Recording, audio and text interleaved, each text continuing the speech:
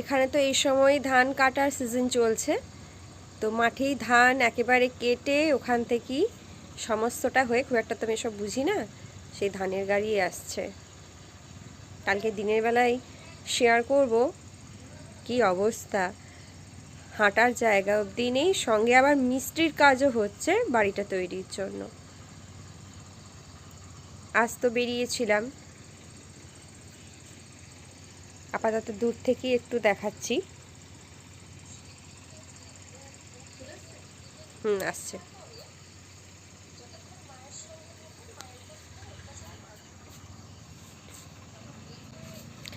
এই জায়গাটা না পাশাপাশি দুটো পুকুর আছে, তো খুব অসুবিধে হয় এই জায়গাটাতে। মিনিমাম টোটোটাই খুব সাবধানে চালাই, সেখানে আমাদের 4 চাকাটা আসে তাও ঠিক আছে, কিন্তু এই যে বড় বড় ট্রাক্টরগুলো আসে না, খুব অসুবিধে হয়। আমাদের বাড়ি তৈরির জন্য ইট আসছিল, পাশের পুকুরে ট্রাক্টর স্লিপ করে গিয়ে ইট সব পুকুরে পড়ে গেছে,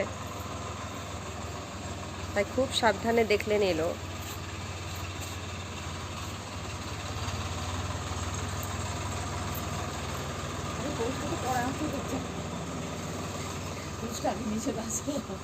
ধান সব রাখার পরে পৌঁছে আনতে হয়। কি ভুলটা হলো বলো দেখি, তুমি বলো কি ভুলটা হলো। ধানটা ঢোকাবার পোস্ট আনছো তো না, ও কি আর তুমি চাদরটা গায়ে দাও, তো কাজ হবে বাবা। গাছে লেগেছে।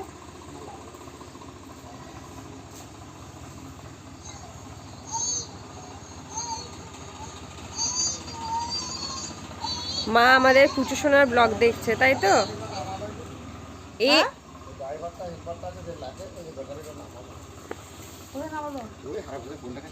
ওর এই দস্যি বুড়োর ব্লগটা এত সুন্দর হয়েছে, কিন্তু সেখানে মানুষের ভিউ কম। মানে আমার চ্যানেলটা হয়ে গেছে, যত দুঃখের আমি ভিডিও দেব সেগুলো খুব রিচ হয়।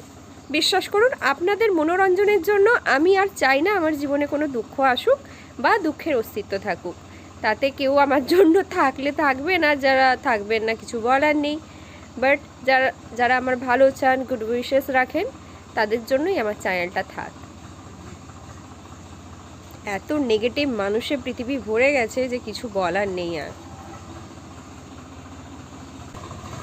একটা গল্প বলি শুনুন। ছোটবেলায় এই ট্রাক্টর আমি কি ভয় পেতাম, আমি লরিতে ভয় পেতাম না, কিন্তু এই ট্রাক্টরের সামনের মুখটা একটা কীরকম থাকে না, সেই মানুষের কঙ্কাল যেমন দেখতে হয়, সেই রকম টাইপের সামনেটা দেখতে হয়। ছোটবেলায় আমি এত ভয় পেতাম, মানে দূরে ট্রাক্টরের শব্দ পেলে আমি ঘরের মধ্যে লুকিয়ে থাকতাম। এই দেখুন, চারাটা জাস্ট উল্টে এবার ধান এখানে পড়তে শুরু করবে। নন্দ কাকু সরে যাও। এই যে দেখুন, মানুষের কত পরিশ্রম কমে গেছে এখন।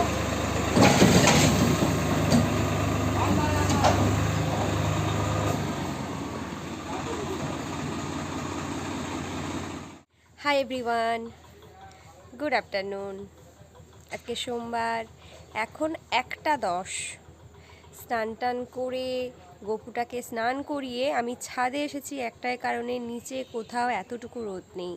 আর এতটা লেটে স্নান করেছি, চুল তো এখানে শুকানোর কোনো উপায় নেই। ওখানে লেটে স্নান করলেও মানে একটু তাও রোদ টোদ পাওয়া যায় ফ্ল্যাটে, মানে ওই দিকটাই রোদটা আসে, বাট এখানে কোনো উপায় নেই, তাই ওপরে চলে এসেছি। ভাবলাম ব্লগটাও শুরু করি। অলরেডি কালকের সেই হ্যাংওভার এখনও কাটেনি। ওরা যে যার মতো কাজে চলে গেছে, কারণ প্রত্যেকেই কাজ করে। আমার বেস্ট ফ্রেন্ড স্কুল টিচার, আর আমার আরেকটি যে বন্ধু ও ব্যাংকে চাকরি করে, আরেকজন যে আছে তার বিয়ে বাড়ির জন্য সে বাপের বাড়ি গেছে। আমি বেকার মানুষ, অ্যাজ ইট ইজ, বাড়ির ছাদে বসে ব্লগটাকে শুরু করছি। তো যদি আজকের ব্লগ ভালো লাগে তাহলে অবশ্যই সঙ্গে থাকতে হবে, চ্যানেলটাকে সাবস্ক্রাইব করতে হবে, আর প্রচুর কমেন্ট করতে হবে। একটু মিষ্টি মিষ্টি কমেন্ট করুন না, অনেকেই তো মিষ্টি মিষ্টি সুন্দর সুন্দর কত কিছু লেখেন, সেগুলো পড়তে কিন্তু আমার খুব ভালো লাগে। পুচুটাকে খুব মিস করছি, আজকাল মা ঘুমিয়ে করে রাতের মধ্যে শোনু শোনু শোনু করে আবার ডেকে উঠছে। কি মজাদার লাগছে না ব্যাপারটা? যাকে চলুন ব্লগটা শুরু করে দিলাম। অলরেডি ব্লগ সকাল থেকেই শ্যুট করেছি, একটু রিক্যাপে দেখে নেব সকালের দিকে আমি ঠিক কী কী শ্যুট করে রেখেছি আপনাদের জন্য। লাস্ট ব্লগে বলেছিলাম যে বাড়ির মধ্যে পা ফেলার জায়গা নেই।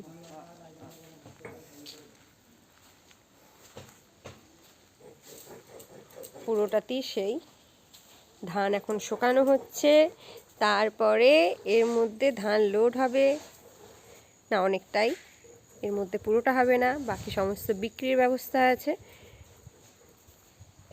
আর ওখানে ওই যে নতুন যে বাড়িটা হচ্ছে তার আজকে ঢালাই চলছে।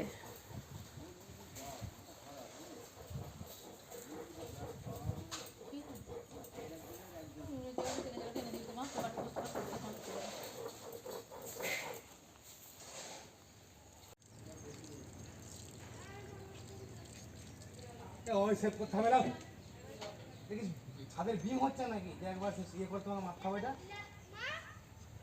আইটা শেষ নয় উপরই মারো না আমাদের ঠেকটা শুধু দুপুর এটা মিডিলে মারো এটা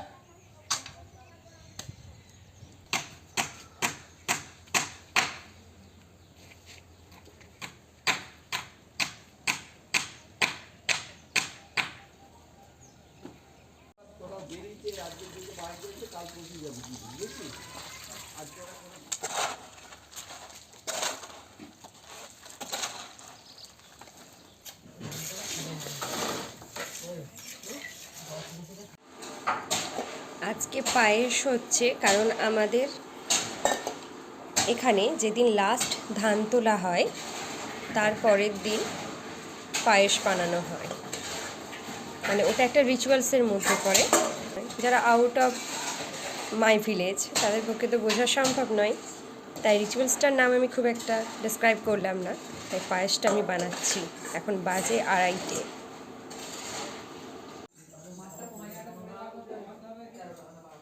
পায়েস বানিয়েছি, সেটা আমার গোপাল না খেলে কীরকম লাগবে? খেয়েছো? কই মুখে লেগে আছে একটুও? বল দিদা ঠান্ডা লাগিয়ে আমার ফ্যানটা চালিয়ে আবার ঠান্ডা লাগিয়ে দিল দিদা।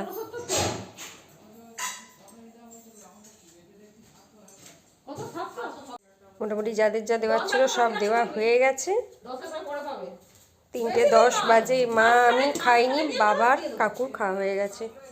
মা চলো এবার খেতে দাও, খেতে দাও, খেতে দাও, খেতে দাও। গ্রামের বাড়িতে এলে না একদমই সন্ধেটা আর কাটতে চাই না, যেহেতু তাড়াতাড়ি এখন সন্ধে নামে।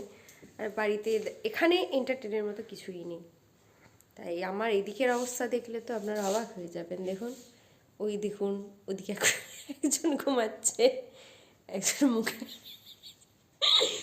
চাদরটা ঢাকা নিয়ে ঘুমাচ্ছে। টাইম কিন্তু সবে মাত্র 7:30, আর আমি নিয়ে নিয়েছি একটু পায়েস। তখন যেটা বানিয়েছিলাম সেই পায়েসটাই নিয়েছি আমি। মা বাবা খেলো, কিছু রিভিউ বললো না কেমন হয়েছে। ও তাহলে আমি তখন ওয়াশরুমের ওদিকে গেছিলাম। দারুণ হয়েছে। তুমি এখনো টেস্ট করনি না? এ নাও, তুমি আমার থেকে 1 চামচ নেবে বলেছিলে। কাজু কিশমিশ দেবো, যা খুশি শুরু দিলেও অসুবিধা নেই। শুয়ে শুয়ে পায়েস এরকম ভাগ্য কজন করে গো?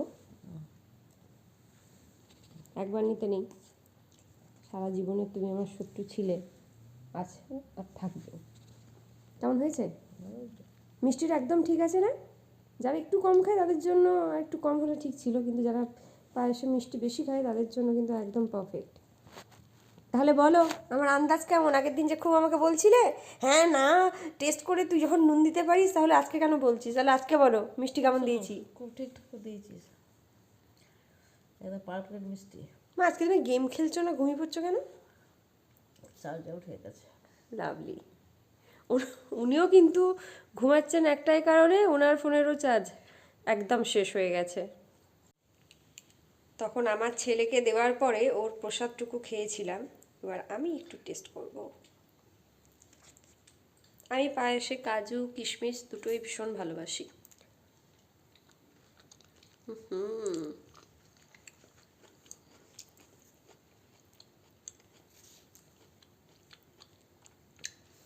ক্ষীর ক্ষীর টাইপ লাগছে বলো মা।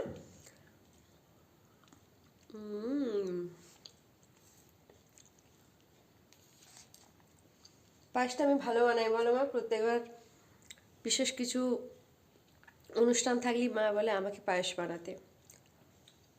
30টা আছে হাঁসটি। বাবরে আনন্দ যাও যাও আনন্দ করো আনন্দ করো আনন্দ করো। নিয়ে এসো নিয়ে এসো নিয়ে এসো আনন্দ করো। নিয়ে এসো পিসি হয়ে এসছে সবাই মিলে খাওয়া হবে গো। আমারও তো খাওয়া হয় না। এরকম করো মিলে খাবো, 4 জনই খাবো। মরে গেলে তখন তুমি বলবে। বৌদি লাস্টে খেতে চেয়েছিল গো সিঙ্গারা। কালি বৌদি কিন্তু সিঙ্গারা খেতে চেয়েছিল, বৌদিকে সিঙ্গারা খাওয়ানো হয়নি। এখানে সব থেকে আকর্ষণীয় হচ্ছে এটা। এই সকালে সিঙ্গারা আমি খাওয়াই? পুরো নিয়ে বসে পড়ি মা, আমি নিয়ে বসে পড়ি।